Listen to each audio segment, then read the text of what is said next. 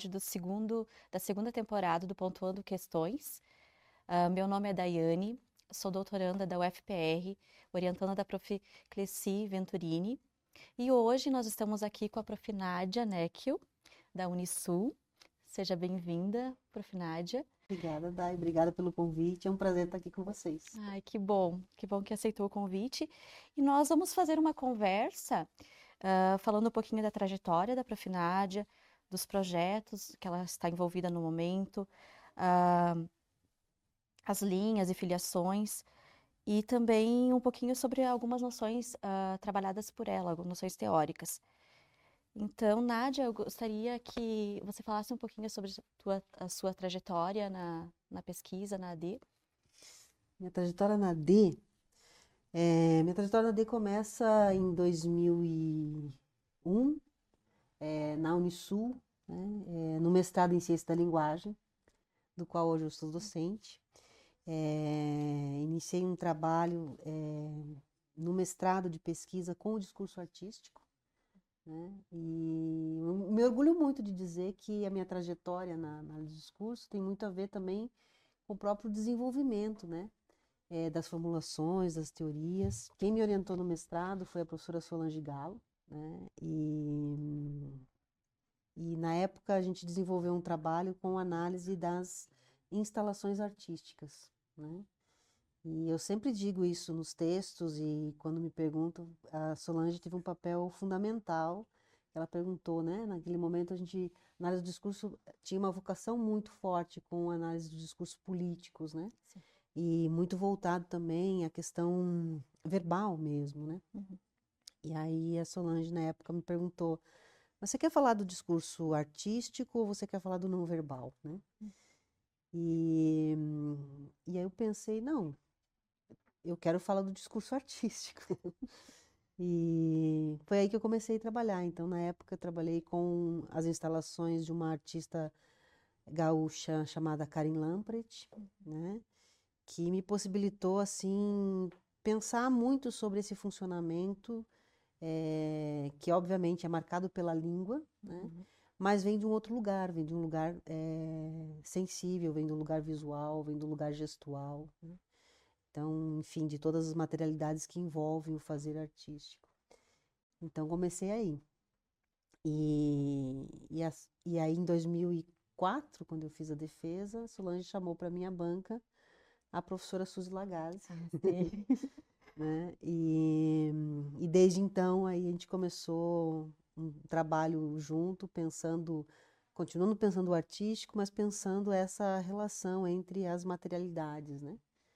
E aí em 2005 eu ingressei no doutorado na Unicamp, sob a orientação da professora Suzy, né? E trabalhei na época com cinema de poesia, né? Sim. E acompanhei a Suzy em algumas análises de documentário, né, que era o que a Suzy estava trabalhando na época. E foi uma trajetória que, como a própria Suzy sempre fala, né, pesquisa em AD se faz em parceria. E eu tive sempre a sorte muito grande de ter muitos bons parceiros, né. O próprio fato de estar aqui no Label hoje, o evento, Uhum. então, todo o que está acontecendo, faz parte dessa rede, né, chamada Análise do Discurso Franco-Brasileira, né, que teve início com a professora Eni Orlandi aqui no Brasil. Sim. Então vamos para a próxima. E projetos, prof, orientações, o que você está trabalhando no momento? Eu tenho um projeto, né, no Ciências da Linguagem, todo docente tem um projeto institucional, né, de Uhum. pesquisa. Tenho trabalhado desde 2015, né, já vamos fazer quase uma década, aí a questão do corpo, né, Sim. das artes da presença. E atualmente o meu projeto chama Projeções Sensíveis, Linguagem, Arte e Sociedade, né? Uhum. Eu tenho grupo de orientandos, então, nesse projeto, não só alunos que vêm da arte, né, das artes, mas também outras questões que os alunos querem desenvolver no nível de mestrado e doutorado, né? Questões que envolvem a sociedade, que envolvem a linguagem, né? Nessa imbricação aí de materialidades, né? A partir do que a Suzy pensa em imbricação, Uhum. é, no próprio tecido social, né? Sim. Então, ultimamente tenho orientado. Esse projeto Projeções Sensíveis, ele também tem a ver com a tese de doutorado, na época, Uhum. né? Que foi uma das formulações que eu cheguei, e é a formulação a qual eu tenho me dedicado mais, né? Nessas últimas décadas, pelo menos, para pensar essa relação do sujeito e da sociedade, né? Ou seja, sujeito e sentido significando no mundo, Uhum. né? Mas mediado pelo quê, né? Essa relação, que é bastante importante de se pensar. Então, é o projeto que eu tenho me dedicado, é esse Linguagem, Arte e Sociedade. E no PPGL, prof, que área que você está atuando agora? Você falou que mudou, né? Que tem 2 linhas de pesquisa. Qual Ah, a sua atuação no momento? o programa de Ciências da Linguagem da Unisul, ele tem 2 linhas de pesquisa, né? Que é texto e discurso e linguagem e cultura, né? Uhum. Atualmente eu estou na linha de linguagem e cultura, mas os meus objetos sempre foram voltados à arte, né? Sempre Uhum. foram pensar a arte, mas por um viés materialista, né? Sim. O que significa pensar como sujeito, né? Uma vez interpelado pela ideologia inconsciente, né? Como a gente estuda na AD, vem significando, né?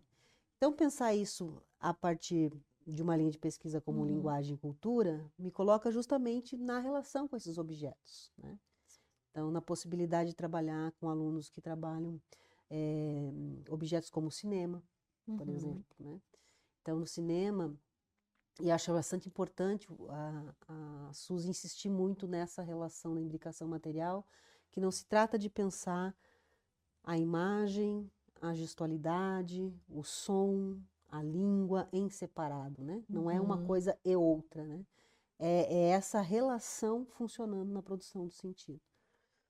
Então, realmente, as textualidades do cinema fazem com que a gente consiga observar isso acontecendo, né? Mais facilmente. E toda produção artística, ela é uma asserção do mundo, Uhum. né? Então, em algum momento, toda produção artística tem a ver com a relação dessa posição sujeito no discurso, né? Que se dá por outras formas, como eu disse, por outras formas de mediação, né?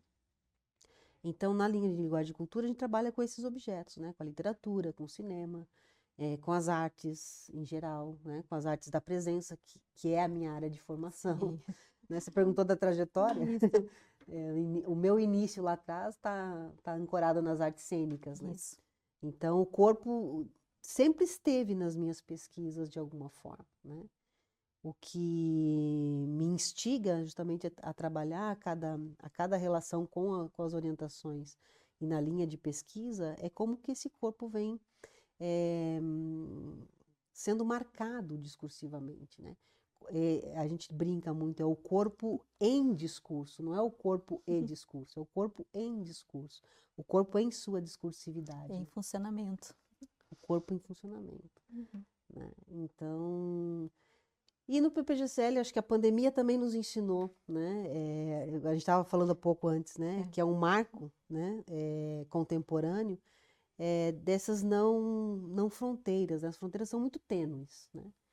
Entre uma coisa ou outra, né? Então, no PPGCL a gente trabalha muito junto, as 2 linhas de pesquisa, né? Tanto texto e discurso quanto linguagem e cultura, porque elas estão realmente implicadas no processo, né?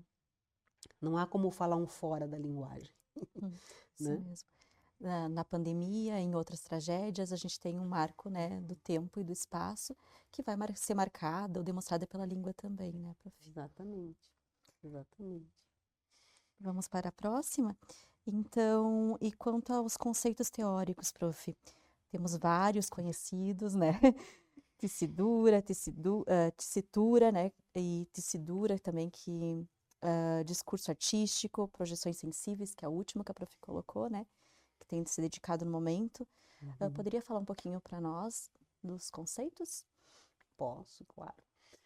Bom, quando eu trabalhei lá atrás a questão do discurso artístico, uma das coisas que sempre estava em pauta nas discussões que a gente fazia, tanto no grupo de pesquisa com a Solange, né, quanto com os colegas, ou mesmo a interlocução com os meus colegas da arte, né, porque eu nunca deixei de estar com os meus colegas nas produções artísticas, né, ou pensando o próprio papel da arte na educação, né.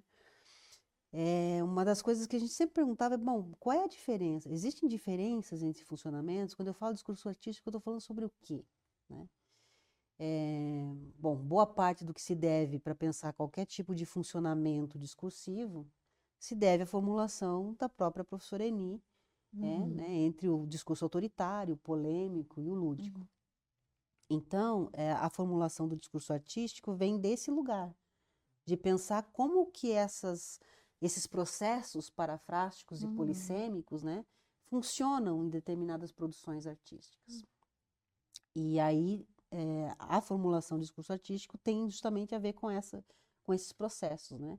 Ou seja, o discurso artístico, ele tende a uma predominância polissêmica, mas ele sempre vai ser marcado a partir dessas leituras que o artista faz do mundo, né?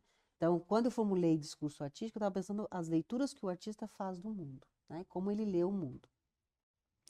No doutorado, olhando para a relação da memória mesmo, como que ela se compõe, né, na questão fílmica, eu trabalhei com o filme do Joel Pizzini chamado Enigma de um Dia, que é um filme homônimo a uma pintura, um pintor chamado De Quirico, né, um pintor metafísico que faz parte do acervo do MASP, né? Isso. E o Joel, ele tem uma peculiaridade, uma singularidade poética muito interessante enquanto diretor, enquanto cineasta, que é essa relação com a montagem, né?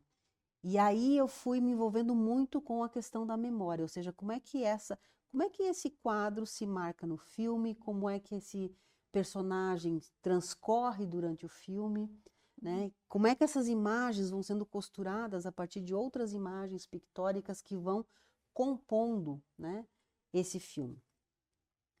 Bom, aí eu olhei fortemente, em termos de análise do discurso, né, em termos de conceitos discursivos, para as noções intra- e interdiscurso. E foi aí que, olhando a materialidade fílmica, eu fui me perguntando sobre o que organiza um filme, né? Como é que a gente organiza? E é aquilo que a gente estava conversando antes também, né? A análise do discurso, ela é fantástica justamente pelas possibilidades de escuta que ela estabelece, né? Então, como diz a nossa querida Kitty, né? A gente tem uma caixa de ferramentas, mas a gente também se abre à escuta do objeto. E trabalhar com esses objetos artísticos foram me devolvendo justamente noções para que a gente pudesse mobilizar os conceitos discursivos e escutar as formulações que vinham da área do cinema, que vêm da área das artes visuais, né? Enfim. E muitas vezes, né, para afinar, o objeto mesmo vai mostrando o caminho de análise, né, e as noções que vamos mobilizar. Ele vai nos ajudando a pensar o recorte, né? E foi isso que aconteceu com o filme do Pizzini, né? Então, para o nível intradiscursivo do filme, eu tomei emprestado a noção de tessitura, né, com 2 S's, da música. Né? Olha como é que a imbricação material funciona aí, né? E sempre as artes funcionando, E sempre as artes né? funcionando, porque a tessitura musical é que faz com que uma música seja uma música, né? Compasso, melodia, timbre, a organização das notas. O funcionamento, né? Exatamente. Então, dentro dessa relação intradiscursiva, né, no processo das produções artísticas, cada produção tem uma tessitura singular.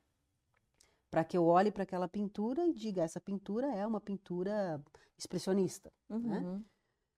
E aí, tomando de emprestado essa relação entre as teorias da arte e a teoria do análise do discurso. Então, tessitura está para a relação intradiscursiva da produção artística.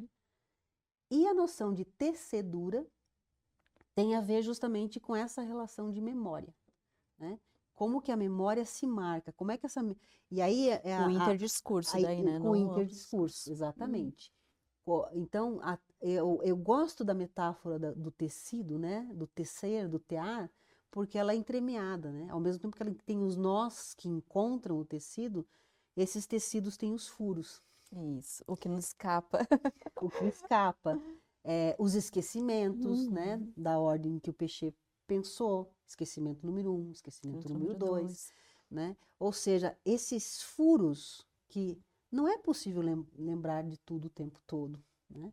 E é preciso que seja assim, né? Para que o sentido transcorra. Até mesmo na análise, ela nunca vai ser completa, Nunca vai ser nunca, né? Na completa, análise de nunca vai discurso ser de sempre a mesma análise. análise. Ou seja, essa relação interdiscursiva que uma produção artística provoca tem a ver com tudo aquilo que nos aspectos artísticos já disseram antes dele, né?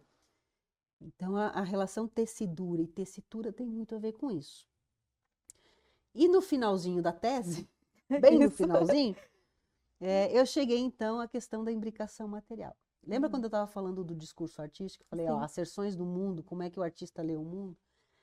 As projeções sensíveis vieram nesse sentido. Que é essa nova noção, E né? E é aí o quando que eu tenho me trabalhado, dedicado. Como ela ficou no finalzinho da tese, sempre eu assim, vai não dei aparecendo. eu não dei a devida atenção para ela que deveria, né? E aí, então, ela tem me provocado a pensar. Quando eu falo projeção sensível, eu falo com exatamente essa relação dos dizeres em curso, né? Do discurso mesmo. O sensível, tomado a partir de uma perspectiva materialista, ele não é um sensível etéreo, né? Existem várias teorias na arte que se ocupam do sensível, né? Mas eu tenho pensado esse sensível, e por isso projeções sensível, a partir das condições materiais de existência, né? Ou seja, esse sensível, ele é atravessado socio-historicamente, ele é marcado ideologicamente, né? Pelas questões sociais, ideológicas, né? Políticas. Exatamente, exatamente. E aí me responde muito do funcionamento, olha só, né? Quase 20 anos. Me responde muito do funcionamento do discurso artístico, né? Que é um modo de ler e se posicionar no mundo, né? No entremeio, né? Das artes, das formas, das cores, dos gestos, dos sons, né? E do discurso, né? Ou seja, a projeção sensível não escapa às condições do discurso, né? Parafraseando um pouco o Pechet, quando ele fala da imagem, as projeções sensíveis são projeções porque um discurso atravessa e a constitui, tal qual a imagem, né? Porque somos constituídos aí, somos feitos desse tecido, né? E aí, projeção sensível tem a ver muito com a relação também corpórea, né? Porque a experiência artística, mesmo eu sendo um espectador, né, ou alguém que alguém que vai fruir a arte no museu, né, do ponto de vista da expectação, ainda assim eu estou envolvida com as projeções sensíveis, né? Enquanto artista, é isso, né? Sendo atravessado. Sendo atravessado, né? Ou seja, eu costumo tenho pensado sobre o quanto o artístico funciona num certo transbordamento do social, né? Ou seja, essa projeção sensível é naquele lugar onde a formulação da língua articulada talvez não alcance, mas que o atravessamento da língua constitutiva, sim, né? Então, essa relação com as projeções sensíveis tem a ver com isso, né? É aquilo que, de repente, num social, né, não se resolve. Sim. E aí, de volta, a gente está na tessitura, né? Nos furos, na falha, falha. né? Ou seja, no transcorrer dessa equivocidade, né? E a gente tem que pensar isso, né?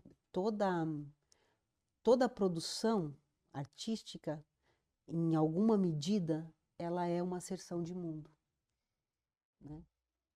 Então, ela é atravessada por isso. Mas a gente não tem como pensar nessas produções sem que ela não, como a gente diz na teoria, né, discursiva, não há um exterior à ideologia. Né? Então, por que a arte estaria? Né? Não, a arte está aí, né? Ela também está. Estamos sujeitos, né, a isso, e sujeitos disso ao mesmo tempo. Né? Assujeitados quanto espectador e como também né, o produtor, autor Exatamente. dessa obra de arte. Né? E a beleza dessa relação com a arte é que é isso, né? É o tempo todo uma relação com a metáfora, né? É Uhum. o tempo todo uma relação com o poético, né?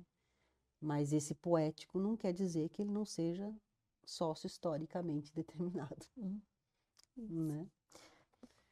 Então é isso, Prof. Nádia. Eu, em nome do Label, eu gostaria de agradecer sua presença.